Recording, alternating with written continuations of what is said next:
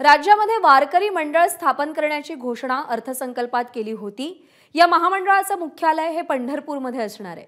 राज्यातील कीर्तनकार आणि वारकऱ्यांसाठी कल्याणकारी योजना राबवणं हा या महामंडळाचा हेतू असेल। त्यासोबतच त्यांना सोयीसुविधा पुरवण्यासाठी मुख्यमंत्री वारकरी महामंडळ स्थापन करण्याचा निर्णय रविवारी राज्य शासनाने जारी केला।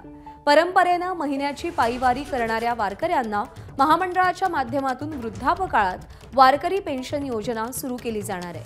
तसंच सर्वधर्मीय ज्येष्ठांना आता मोफत तीर्थयात्रा करता येणार आहे आणि यासाठी मुख्यमंत्री तीर्थदर्शन योजनेचा निर्णयही जारी करण्यात आलाय।